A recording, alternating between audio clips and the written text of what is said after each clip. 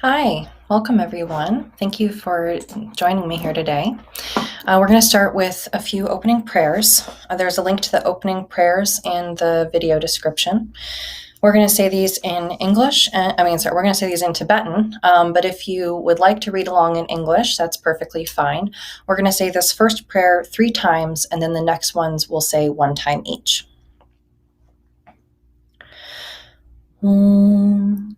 Organ yogi numjan sam pemage sa dompola yatsen chogi ngorupne pemajong ne jesurak kordu kandro mangpo kor ketki jesu dak drupki jinji lop chia shek su so guru pema seri home. Organ yogi numjan sam pemage sa dompola yatsen chogi ngorupne pemajong ne jesurak kordu kandro mangpo kor ketki jesu dak drupki jinji lop chia shek su so guru pema seri home. Organ yogi numjan sam pemage sa dompola yatsen chogi ngorupne pemajong ne jesurak kordu kandro mangpo kor ketki jesu dak drupki jinji lop chia shek su so guru pema seri home. Continuing on. Kumsando sem garab shiri sing pema kara jepani shunga sozo nubna taten katsa so kate lama namla so wadem. Ogmin chuki hinki pojana dusum sange kongi ngobonyet rangsem choku ngonsun tonset pe tawe lama namla so wadem.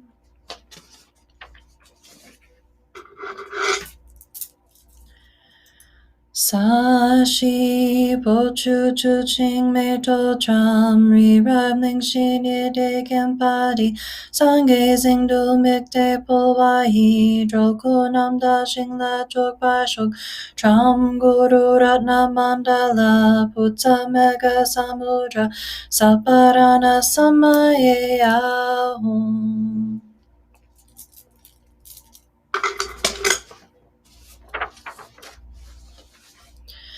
Semchen namki sampadang lohi jejak jitawar jechon tomon tepahi choki korlo kordu so. Venerable teachers, whose compassion is infinite and unconditional, I prostrate myself before you all. May the Buddhist and teachers bless me, that it makes my definitive life. I remember them wonderfully profound and clear and easy to understand the enduring words of my perfect teacher. All right.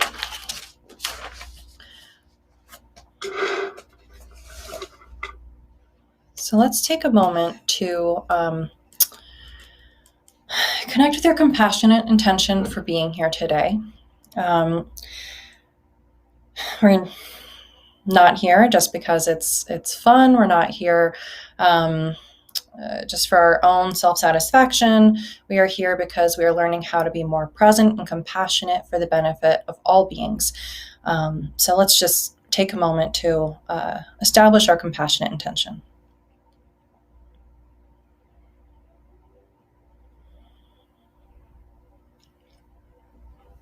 All right.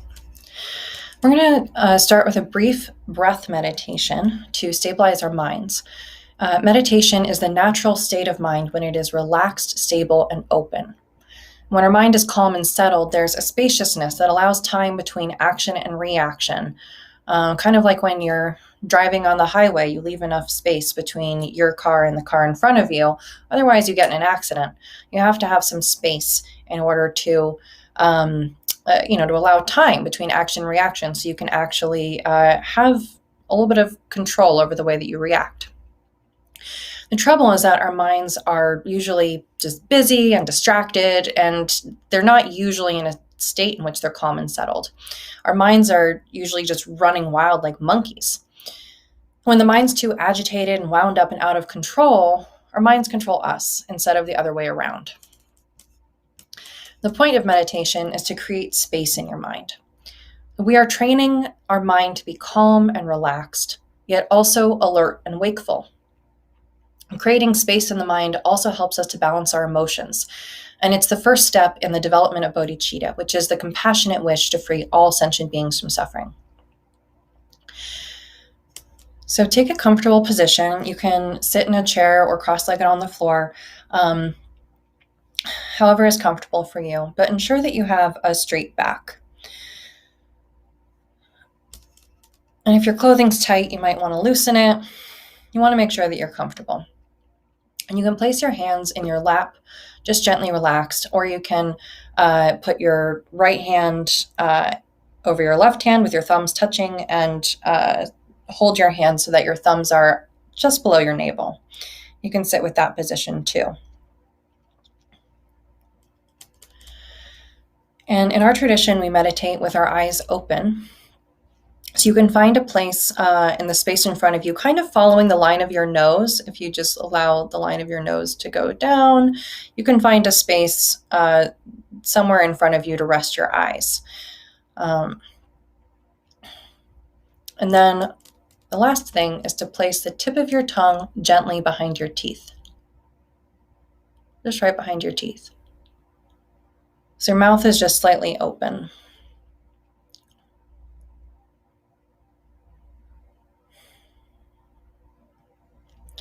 Now allow yourself to relax completely and breathe normally. Don't try to control your breath at all. Just breathe in your natural rhythm. In through your nose, out through your mouth.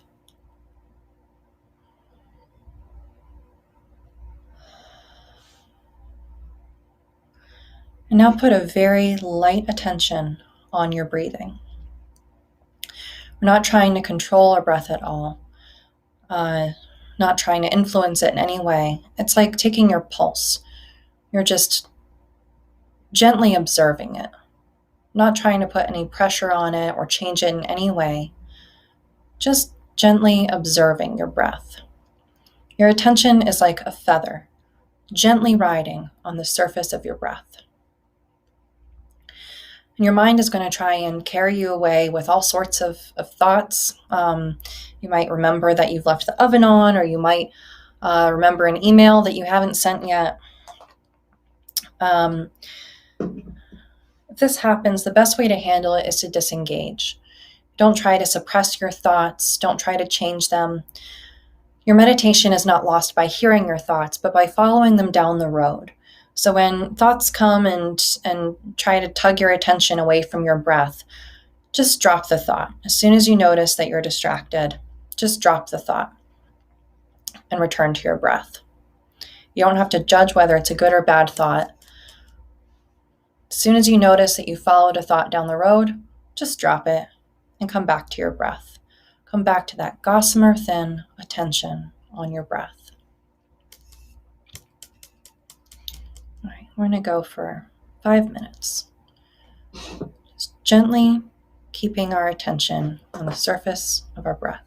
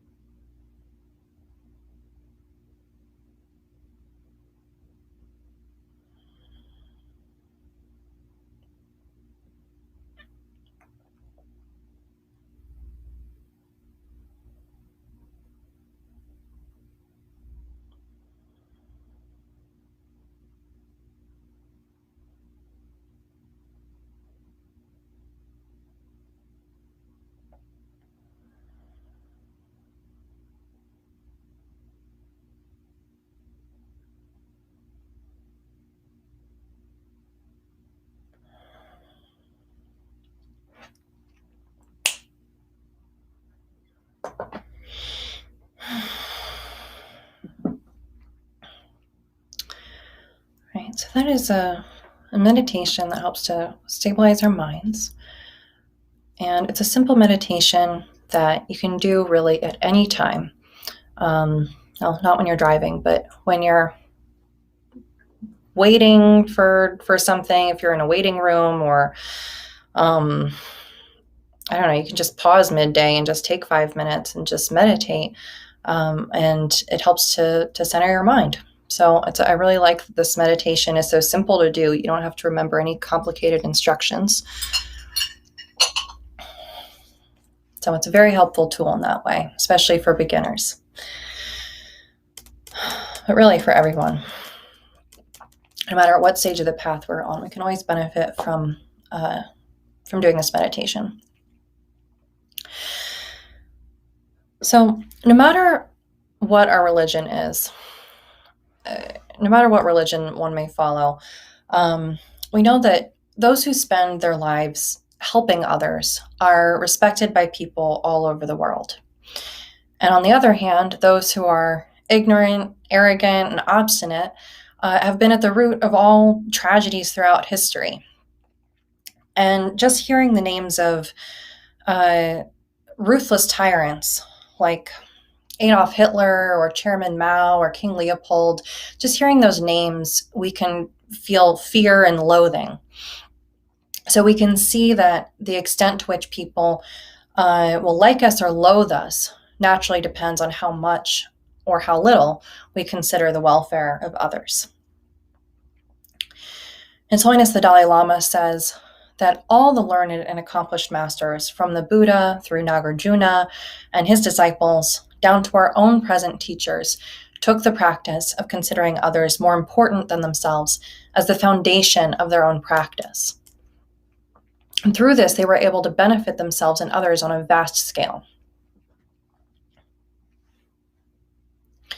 And beyond just our reputation and what others, if other people like us or they don't like us, beyond that, a good heart is actually the source of all happiness and joy. And we don't have to be naturally predisposed to kindness to achieve a good heart. We can all be good-hearted if we just make an effort. But even better than having a good heart is to have bodhicitta. Bodhicitta is a good heart that is imbued with wisdom. It's the strong desire to attain enlightenment in order to free all beings from suffering and bring them to Buddhahood. This thought of helping others is rooted in compassion, and compassion grows from a feeling of gratitude and love for beings who are afflicted by suffering. Now, I think there are a few people in our lives who we feel gratitude for, but generally I think we don't feel gratitude towards sentient beings. I think generally we tend to see other beings as obstacles to our own happiness, or we don't think of them at all. We think of others in terms of what they can do for us. Do they provide me with good food? Do they provide me with entertainment? Do they provide me, is this a cute animal that brings me joy? Or is it a spider that freaks me out, or a cockroach that gives me gives me shivers. And we judge other beings by what they do for us. We don't just have this endless wealth of love and gratitude for all beings, but that's really something that we need to develop in ourselves. Is we need to develop a sense of care and love and gratitude for all sentient beings. And there are two methods. There are two methods for doing this.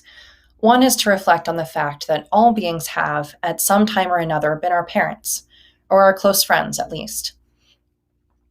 When we remember that in some past life, each being has once cared for us as their own precious child, we naturally feel grateful to them. And we wish to take on their suffering in exchange for our happiness, the same way that we feel that for our own parents or our own siblings or close friends. We want them to be happy. We want to take their suffering away from them. If we could do something, if we could somehow take their suffering onto ourselves, in a way that would bring them happiness, we would want to do that. So as we consider that all beings have once been our parents, we are able to generate that type of feeling for others.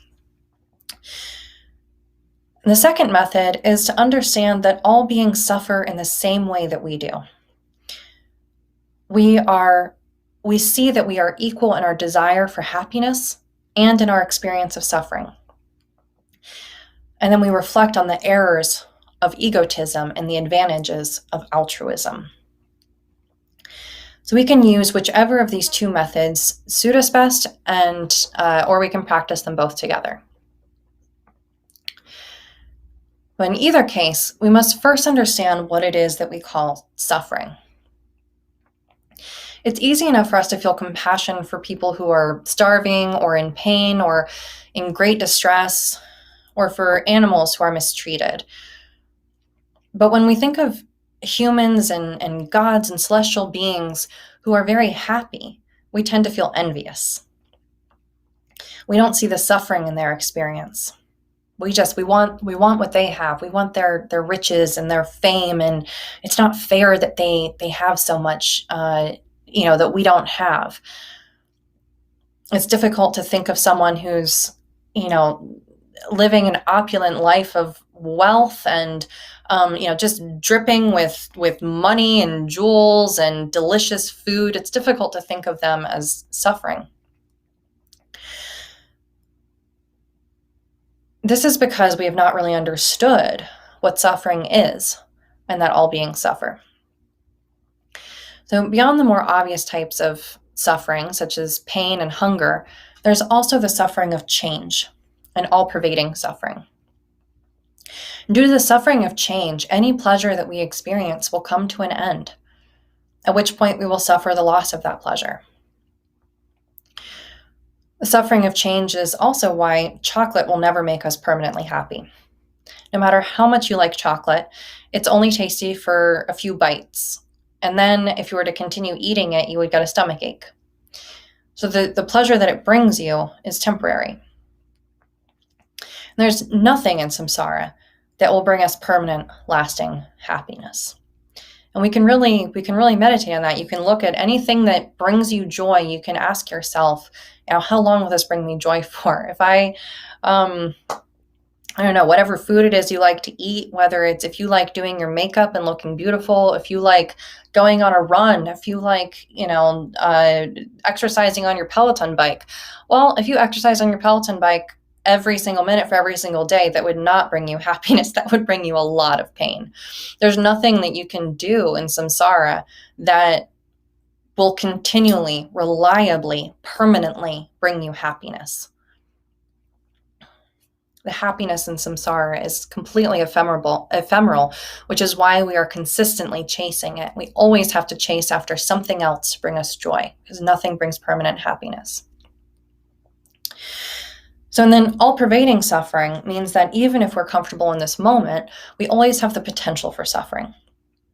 If you squeeze a sesame seed, oil will come out. Likewise, if we are squeezed just a little bit, we suffer. If someone held you at knife point, you would be afraid. Even if they hadn't hurt a hair on your head yet, if they held you at knife point, you would be afraid because you know that you have the potential to be harmed by the knife. You know that you have the potential to experience pain. We may not spend time thinking about our own fragility, but we are certainly aware of it because we spend our lives guarding ourselves from things that could harm us. We are constantly guarding ourselves from pain, guarding ourselves from hunger, guarding ourselves from dehydration. Anything that could bring us, we are constantly aware of the potential for suffering in our experience and guarding against it. So as long as we are in samsara, we can never have lasting happiness. And once we've reflected on this and understood it for ourselves, we can apply this understanding to others. Then we start to feel compassion and think, I must free all these beings from suffering. To do that, to free all beings from suffering, we have to change our approach to this life and to our future lives. First, we must reflect on impermanence, on the certainty of our own death. and on the fact that we can never know how soon we might die. We only have a short time on this earth, so we will likely need more than one lifetime to reach such a lofty goal. When we die, the positive and negative actions that we have accrued will determine how we're reborn. Our negative actions might cause us to be reborn in the lower realms, perhaps as an animal or a hungry ghost. In that state, we're not going to be much help to others. There's no ability to pray or develop bodhicitta or wisdom when you're a cockroach or a cat. You're just not going to be that much help to others. So in future lives, we're going to need a proper support for practice, which means that we need a human body. Without that, it would be impossible to make progress. Therefore, the first stage on the path is to ensure a good human rebirth. So although our final aim is to achieve enlightenment for all beings, we're being logical here and realizing that we have to begin by following the discipline of avoiding the 10 virtuous actions and we have to avoid the 10 non-virtuous actions and practice the 10 virtuous actions. This is logical because we simply don't have enough time in this lifetime to liberate all sentient beings from suffering. That is a big undertaking. So if we really are committed to achieving that goal, we need to have a long-term game plan, and we need to make sure that we are setting ourselves up for success by ensuring that our next life we also can continue with this work. In our next life and the next life and the next life, we need to make sure that we continue to have these opportunities to pursue that goal of freeing all beings from suffering.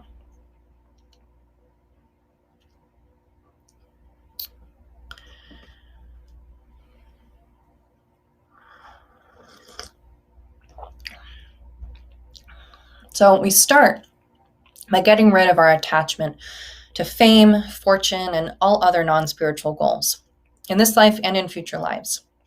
We're not practicing the Buddha Dharma so that we can be reborn in heaven. We're not going for some kind of personal experience of pleasure as our reward. The only reward that we are seeking is the reward of seeing all sentient beings be free of suffering. Having seen the suffering inherent in samsara and really understanding that in a deep way, we develop a strong resolve to free ourselves from that suffering. And then we extend that attitude to other beings, developing compassion and generating bodhicitta. It's important to follow these stages of training the mind in the right order because it's like ascending a staircase. If we follow the path gradually in this way, the result we have will be stable. If we skip these initial parts, like the contemplation of impermanence, the contemplation of suffering, if we skip those parts, it's just not going to work. It's like if you want to climb a ladder to get to the roof, first you have to align your body with the ladder. If you just go stand against the wall and the ladder is over there, you can do all the climbing motions you want, but it's not going to get you anywhere. You first have to align yourself with that ladder in order to put one foot after the other on those ladder rungs and move your way up the ladder. So we align ourselves with this ladder to enlightenment by first contemplating our own impermanence, contemplating suffering, really developing that deep resolve, and getting rid of all of our doubts about the need to free all beings from suffering. If we think that we can find permanent happiness in samsara, we're going to get distracted when meditation doesn't seem fun anymore. We'll get distracted and forget what we're doing.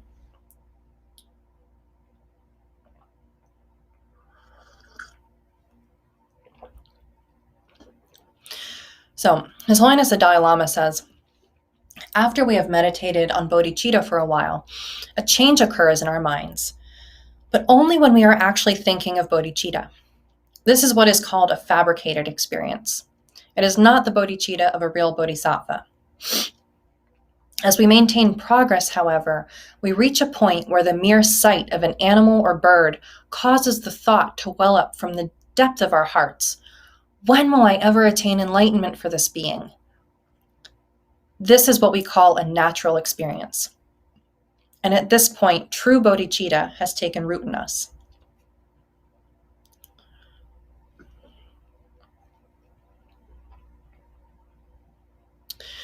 So, and from there, once we have that true bodhicitta that has taken root in us, once we have that, from there we continue to pursue the stages of the path, climbing one stair step at a time until we ultimately attain Buddhahood. Shantideva says, strive at first to meditate upon the sameness of yourself and others. In joy and sorrow, all are equal. Be the guard of all as of yourself.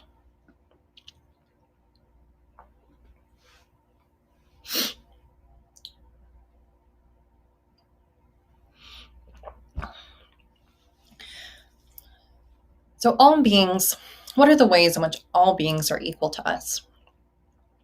Just like us, all beings want to be happy and they want to avoid suffering. We can see this even if we look at little bugs who, avoid suffering. They will move away from fire or move away from the shadow of a hand coming to squash them, or, they seek to avoid suffering. We can see that. And it may not be easy to see the way in which bugs or animals or some humans, how it is that they're pursuing happiness. Their methods may not make sense to us, that it would look like they're trying to be happy. But no matter how misguided someone's actions are, they are trying to be happy. Even people who murder others or, create heinous crimes, they do so because they think it will bring them happiness.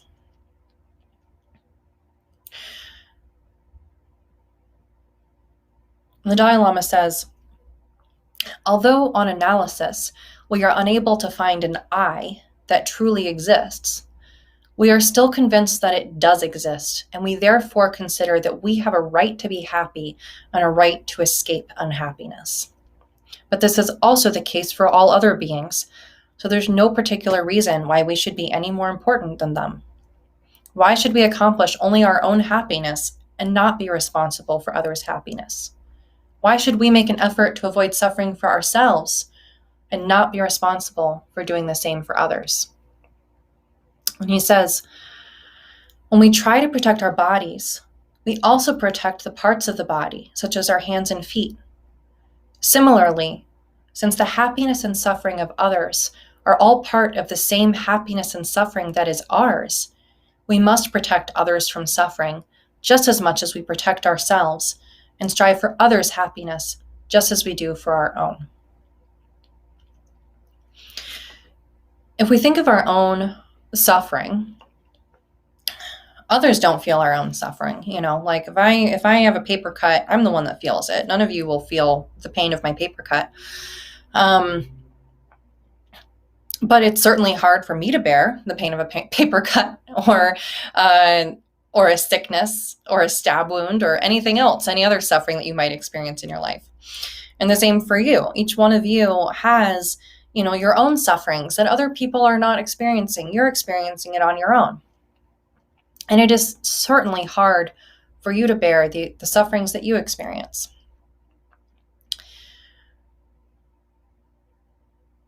But similarly, the pain that any other being experiences is just as unbearable for them. If you think, if you get a hair in your eye and you're like, oh my God, I can't keep my eye open. This really hurts. And you're like, immediately, you have to deal with this thing that's, you got dust in your eye or an eyelash or something. You feel it is urgent that you deal with it. You can't bear having something in your eye. And that's the same for any other being. If anyone else gets something in their eye, they're going to react in the same way. They are also going to feel like it's unbearable and they have to deal with it immediately. But we never feel that way about others. And someone else gets a hair in their eye, we don't really suffer that much. We're like, okay, go deal with it.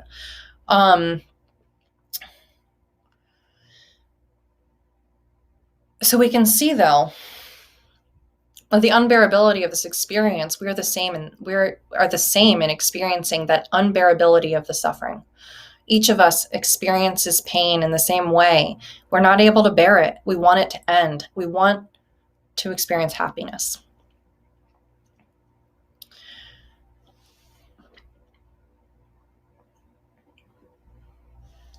So, we can ask ourselves, when we are searching for our own happiness and we're searching to be free of suffering for ourselves, why should we be the only ones to get happiness? Why should we be the only ones to be protected from suffering? Won't others feel the same way when they experience this suffering? Won't others feel the same way when they get happiness? Why wouldn't I want this for them? And Shantideva says, so I will dispel the pain of others, since pain it is just like my own, and others I will aid and benefit, for they are living beings just like me. Since the pains of others do no harm to me, why protect and make a guard against them? But why to guard against my future pain, which does no harm to this, my present me?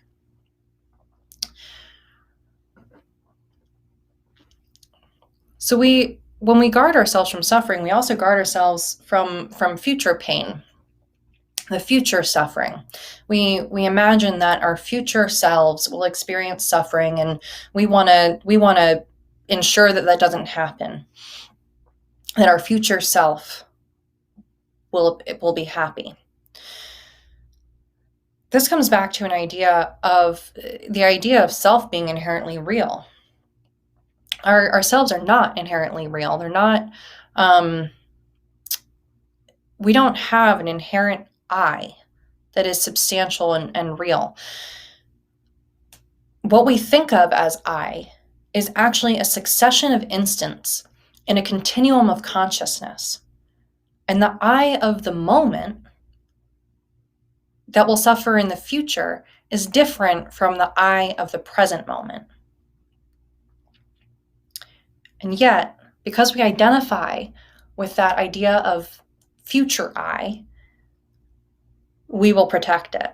We will protect our future I, even though it's different than our present I, which is different than our past I.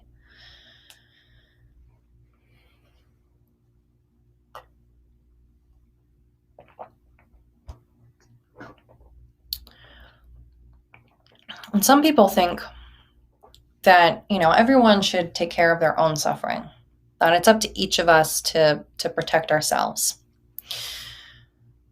And Shantideva says, it is surely for the sufferer himself to parry any injury that comes. The pain felt in my feet is not my hands. Why then does my hand protect my foot?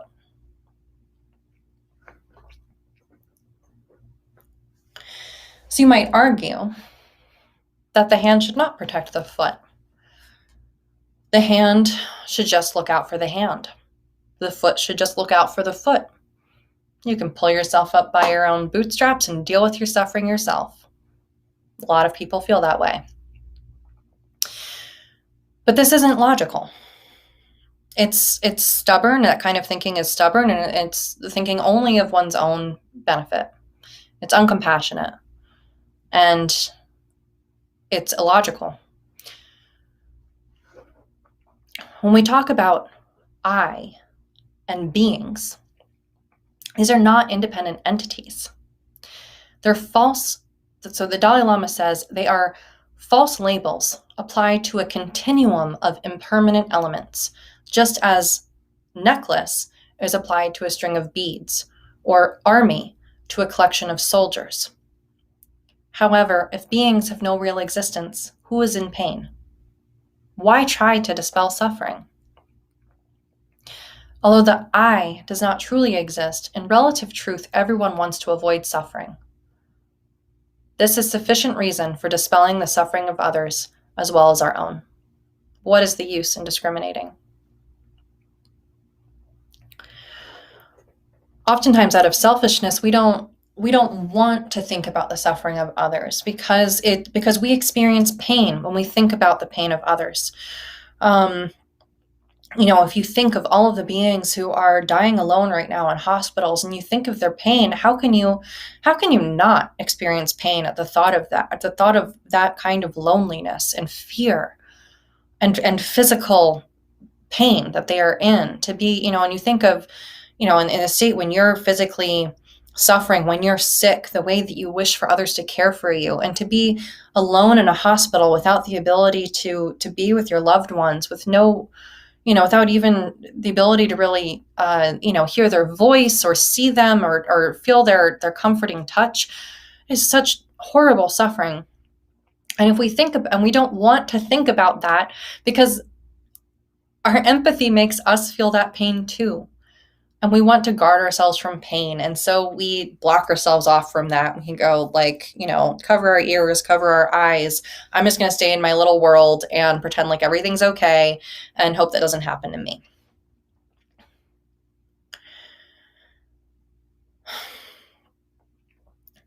But we only think like that because we're narrow-minded and self-centered. If we don't want to help beings, then their suffering will be endless. They'll never stop suffering. But if we just develop a little bit of compassion, make an effort to dispel their suffering, then their suffering will have an end. If we don't take responsibility to help others, there can be no limit to suffering. The only way to stop suffering is for us to take responsibility and say, I'm going to stop it.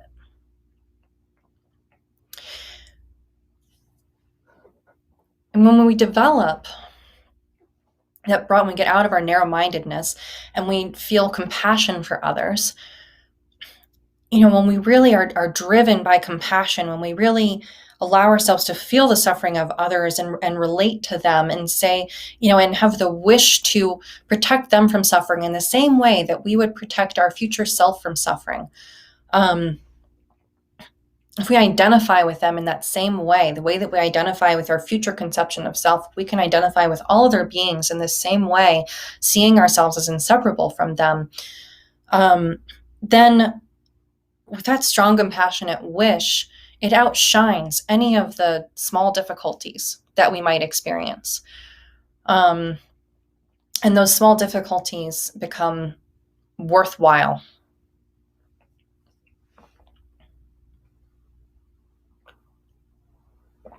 Great bodhisattvas who have attained a very strong bodhicitta resolve, they're willing to do absolutely anything, even lose their lives, if it will stop the suffering of numerous sentient beings.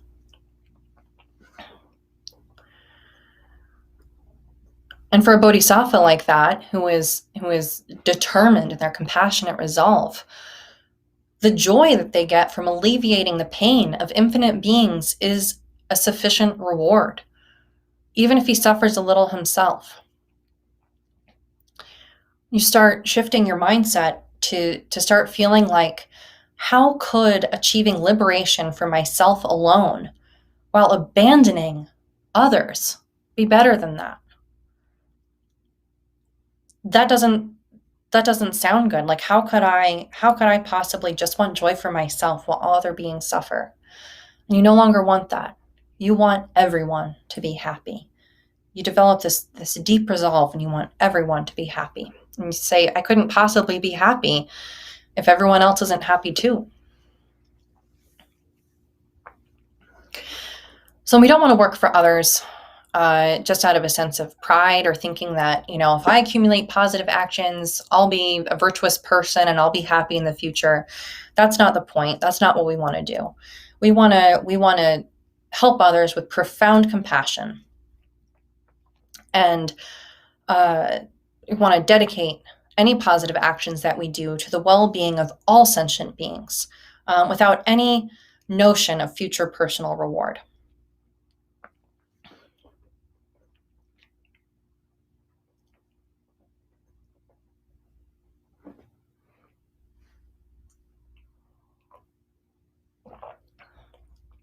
So when we can practice exchanging ourselves for others. That means putting ourselves in the place of others and putting others in our own place. If we train in this, we start to consider others as being more important than ourselves, so that their happiness and suffering becomes even more important than ours.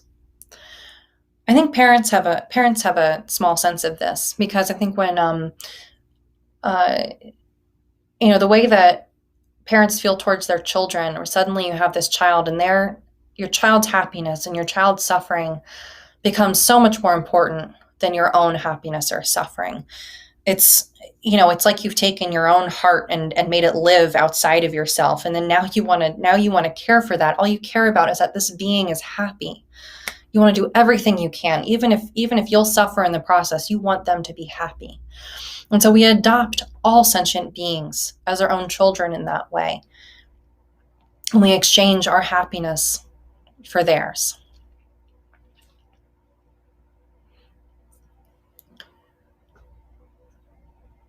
And this is not difficult to do once we've realized the disadvantages of thinking only of ourselves and the benefits of cherishing others. And if we continually practice exchanging ourselves for others until it becomes very vivid and strong in our minds, then at some point it will be easy for us to be like the great bodhisattvas and even be willing to give our lives for others. And by others, I mean all sentient beings.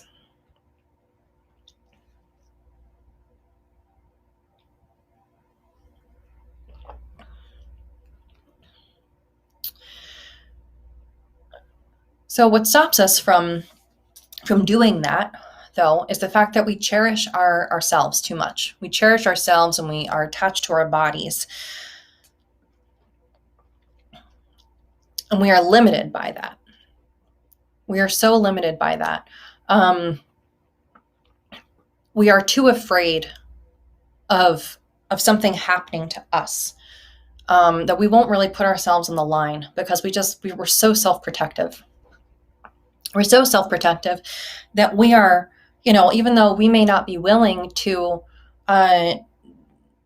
we may not be willing to put ourselves on the line to save others from suffering, but we are sure ready to make others suffer so that we can be happy. We don't have any qualms about that.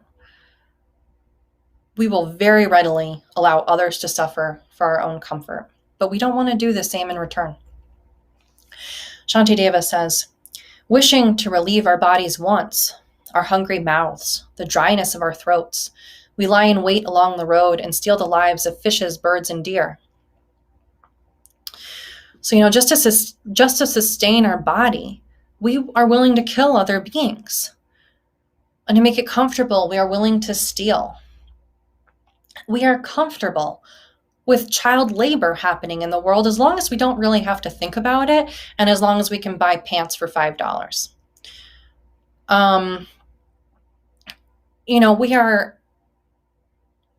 We are perfectly comfortable with other beings suffering for our sake.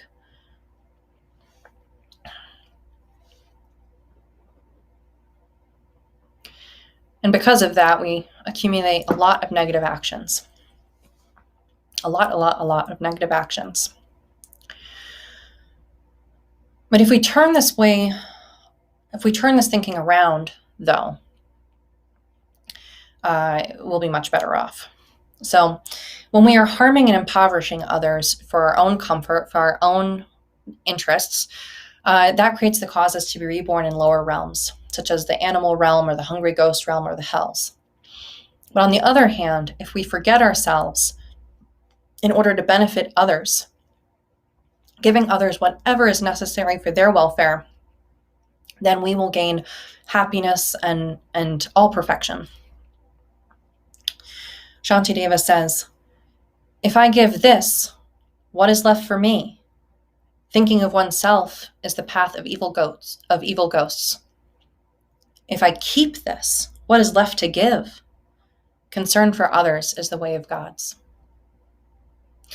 And I love that, because I think so often we really do say, well, if I give this away, then I won't have anything. Like maybe I have, right now there are so many people who are hungry right now, and I might think, well, I have food in my cabinet, but if I give this away, then what will I eat? But we can easily flip that and look at our full pantries and say, if I keep this all to myself, what is left to give? What will others eat? So we can very easily see those habits in ourselves and flip them around to being beneficial.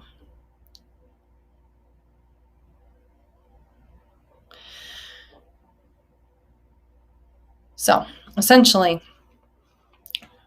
there are many benefits to be gained from regarding others as more important than oneself. And there are many disadvantages to giving oneself precedence. Shantideva says, all the joy the world contains came through wishing happiness for others. And all the misery the world contains came through wanting pleasure for oneself.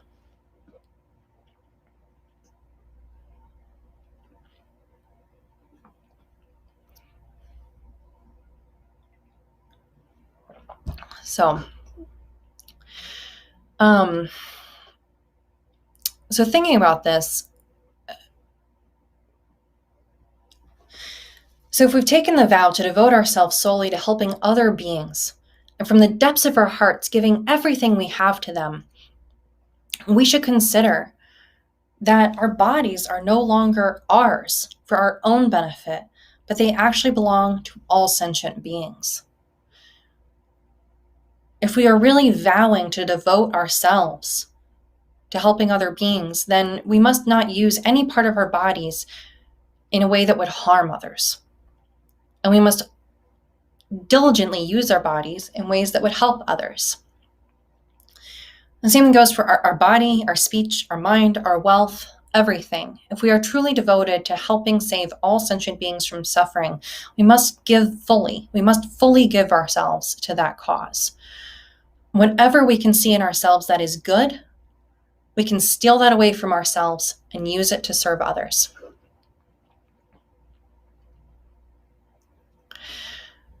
So I mentioned in the ad for this class, Robinhood.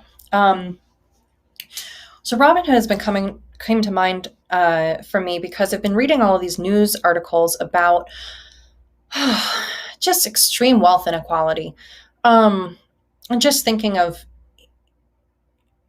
people in lines for the food bank. So many people have lost their jobs. So many people have lost their houses. And meanwhile, there are certain people who are, own companies or buy stocks, and they're just getting rich off of this whole situation, while so many others are without, even a meal to eat or a roof over their heads. And it's just so darn unfair. It's just unfair, to look at it. And I think many of us, I don't think I'm alone in feeling sometimes like, why is he so rich and she's so poor? Or why does he have so many riches and I don't have any? Or why is this person living in a mansion with $3 bajillion in the bank, and and my whole neighborhood is scrounging and barely getting by. It's not fair. And Robinhood had this sense of unfairness, and he identified with the plight of others in his community. And so he stole from the rich to give to the poor. He identified with the poor, he identified himself with them. And but that's not the approach that Shantideva advocates for. It is there is a way that we can use this same mentality, the same sense of, what? That's not fair. How do they have so much and others have so little? We can use that mentality with a little twist on it. We can use that on the path to liberation. We can use it to benefit all beings without stealing. So what we can do is we view ourselves as the rich one who should be envied. So there is actually this method in which we kind of divide ourselves. We make a distinction between let's say you have a new good side, which sees what's wrong with considering yourself more important than others, and the benefits of regarding others as more important than yourself.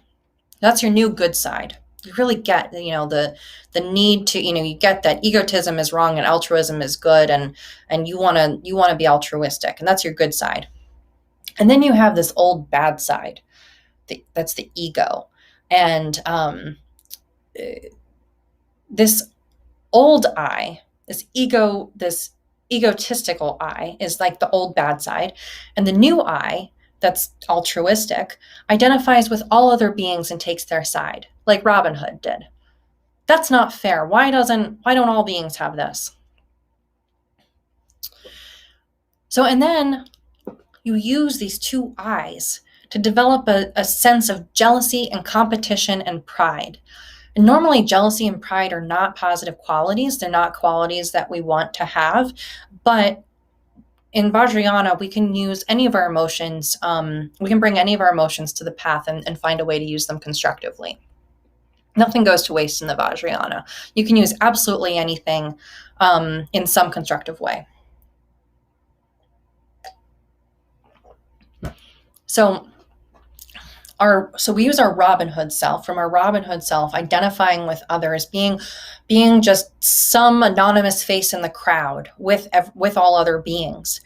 We look at we can look at this old I and say, let's maybe your ego I, maybe that is maybe you're rich or beautiful or famous, and we can say, well, that's not fair. That's not fair that he's rich while others are not. That's not fair that he's respected while others are spit upon. That's not fair that he has food to eat while others go hungry. That's not fair that he's handsome and famous while others are clothed in rags and and forgotten about.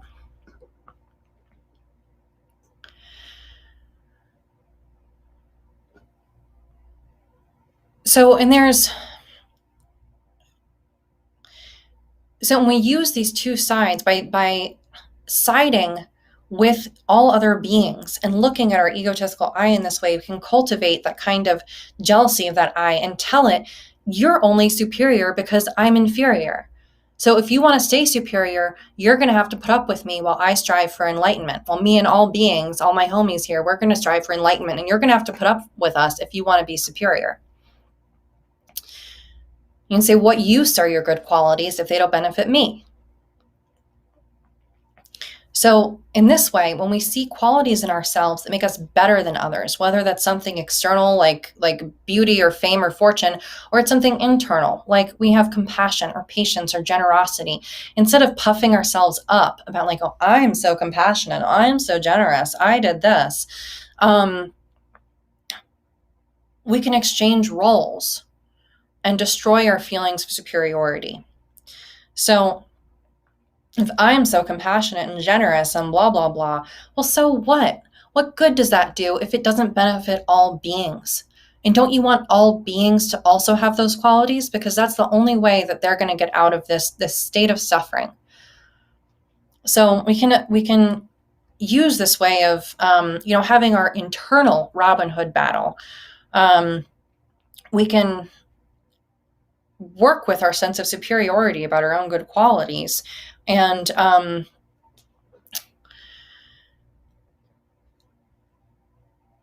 by doing this, by putting ourselves in the place of others, we can see the faults of our egotistic I. And we cultivate a sense of disgust with that ego I that has all of these good things and doesn't want to share them with others. We cultivate disgust with that. And we use jealousy as a tool. We can imagine that our old ego I is just really good looking and well-dressed, wealthy, powerful, is everything he needs. And then here we are standing with the crowd of paupers, with all sentient beings. And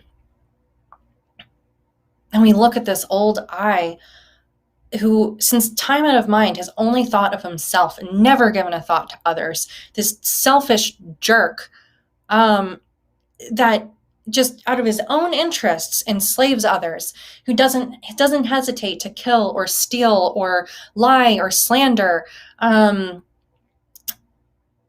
is nothing but a burden on others' lives. And when we look at that ego I in this way, true disgust wells up in our hearts.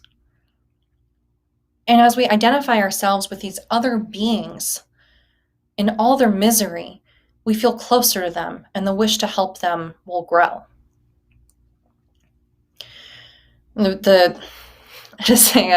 watch a lot of movies, so there's always a movie scene that pops into my head. But when I think of this, in The Princess Bride, there is this scene when Princess Buttercup is, I think it's a dream, but Princess Buttercup is walking through a crowd, and there's this like haggard old woman who comes out and just starts booing her. Just boo! Boo! At Princess Buttercup walking through the crowd.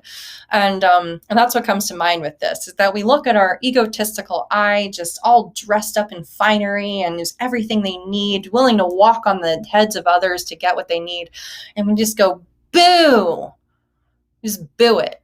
Feel disgust. So then we remind ourselves of all of the negative actions that ego I has made us do, all the harm it's done to us, making us suffer, all the suffering it's caused to others. That's our real enemy. Not whoever owns this company or that company or whatever political ruler there is. That our real enemy is this egotistical I. That's the real enemy. Wouldn't it be wonderful to make our enemy suffer more than we do? Or even make it disappear altogether?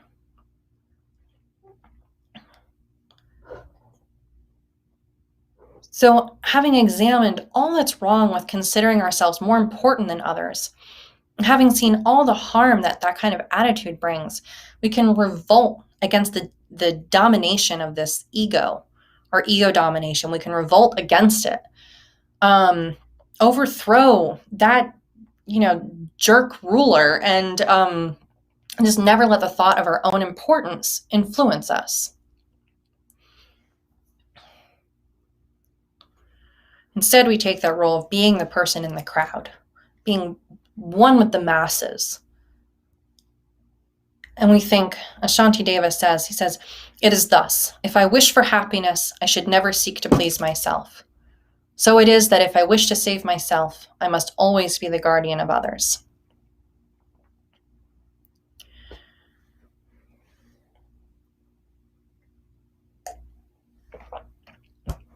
So we take that Robin Hood sense of unfairness. It's so unfair. Gosh, if Jeff Bezos gave away just, I saw some statistic that Jeff Bezos could give like $3,000 to every person who had lost their jobs during the pandemic, something like that, and like only lose the wealth that he'd accrued during the pandemic, something like that. There are people out there who have an insane amount of wealth, and you have that sense of unfairness. Like, man, I just wish I could take from them and give to the poor. But we can instead look at ourselves that way. We can hold up our egotistical I and say, why should he have finery? Why should this egotistical I have all of these good things, fame and fortune and reputation and riches, and no one else has anything? And we can just have that struggle within ourselves. And that will get us a lot farther. And if we all had this kind of bodhicitta motivation of thinking of what can I steal from myself to give to others, and if we all held others above ourselves, if we held others as being more important than ourselves, we wouldn't live in a world in which we had this kind of wealth inequality. We wouldn't. We would all be looking out for each other, giving each other what they need. We wouldn't be in this kind of world. So if we want to create a world where this kind of wealth inequality doesn't exist, we start within ourselves. We start by stopping valuing our own comfort over the comfort of others. We stop by saying, I deserve these nice clothes and others don't. We stop doing this judgment of I'm high and they're low. I deserve nice things and they don't. It's amazing, even when we practice generosity, when we try to practice generosity, we often are limited by this same kind of judgment, because we might think, let's say there might be someone who you want, who is, they don't have everything they need. Maybe they're homeless, or they've lost their job, or they need something. And if you ask them, well, what would be really helpful for you? What's something that they need? And then you might criticize the list of items that they give you. They might say, well, I need, I don't have a way to cook. I really need, I need a toaster and a coffee pot and a microwave, and I need some food. And, you might think to yourself, well, I can see the food and the toaster, but a coffee pot's a luxury item. They don't really need a coffee pot. You might have some judgment of that. Well, they don't need those kinds of shoes. Well, they don't need, well, they don't need that nice of a parka. I'm just going to get them the discount kind. But you won't have that same hesitation when you want a coffee pot, or you want the nice parka, or you want the fancy new shoes, but we may judge others when they say what they need. We may judge them in ways that we wouldn't judge ourselves. And people often, it's with giving to people, I think with, like, for instance, giving to homeless people on the street. When you pass homeless people on the street, I think it's fairly common to have a lot of judgments about them. And who do you give money to? Who is, what are they going to do with this? Are they going to spend this on liquor? You think, like, oh, they're a drug addict, I shouldn't give them money. Or they probably deserve that they're here. They probably sold drugs and that's why they're on the streets, or something like that. We have all sorts of ideas of others, and why they don't deserve our compassion, why we shouldn't help them. It's so easy to come up with reasons of why we're better than others and why we shouldn't help them. But if we are really striving to have this mindset of valuing others' happiness more than we value our own, we'll let go of that. We have to let go of that. There's a story of Nagarjuna that I wanted to relate, which is when Arya Nagarjuna was residing at the Suvarna Vihara, every night he was served a feast upon plates of pure gold. And one evening, a thief named Nagabodhi passed by his window and stopped in his tracks. He was dazzled by the sight of such opulent wealth.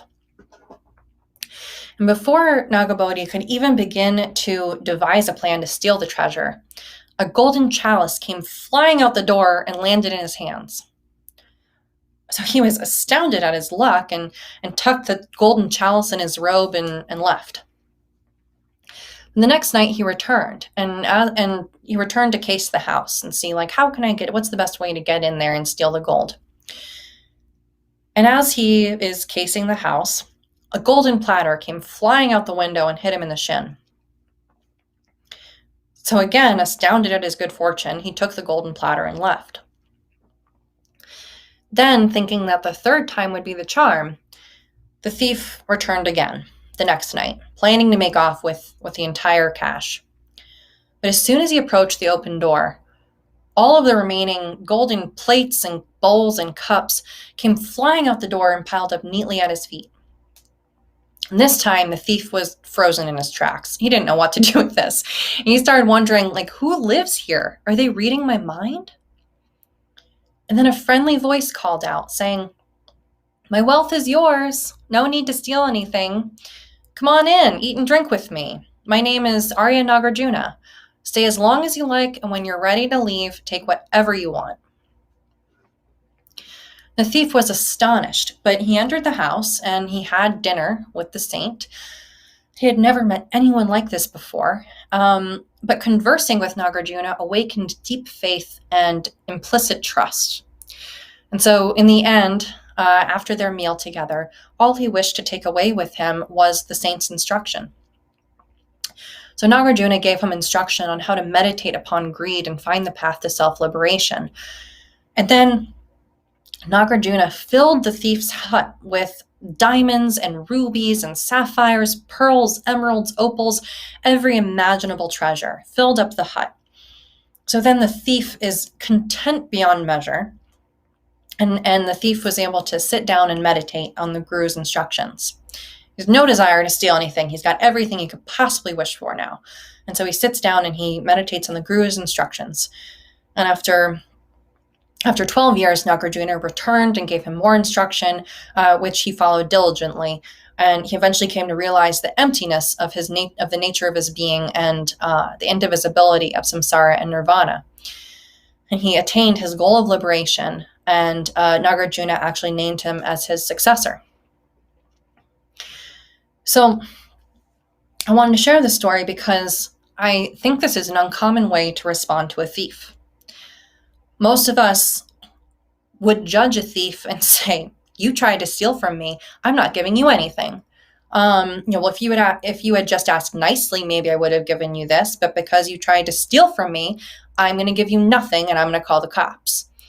That's how I think most people would respond to a thief. But Nagarjuna is not most people. Nagarjuna valued the happiness of this thief more than he valued his own happiness. And he was committed to the liberation of all beings, including this thief. So, and part of that too, he believed that this thief had within him the seed of liberation. He understood that every single being, no matter what malfeasance they may be participating in, no matter what bad actions they have, no matter what bad habits they have, every single being has the seed of liberation within them. They have the Buddha nature, the seed of Buddhahood within them. It just needs to be dusted off. So Nagarjuna knew that, it was not correct to just judge this thief for his bad habits and ignorance. And he saw a skillful way to help him, using his wealth as a way to help this thief. He saw his potential, and he gave him everything he had, both material items and wisdom, to ensure his liberation. So, I hope that you will consider this and consider the ways in which you judge others, and what judgments keep you from compassion and generosity. And I hope that whatever Robin Hood inclinations you have in yourself to look at the injustices of the world, I hope that you are able to wield that sword of righteousness just as strongly within yourself towards your own ego, and learn how to put all beings above yourself. So with that, let's say the dedication prayer. This is on the last page of the opening prayers packet. By this effort, may all sentient beings be free of suffering. May their minds be filled with the nectar of virtue. In this way, may all causes resulting in suffering be extinguished, and only the light of compassion shine throughout all realms.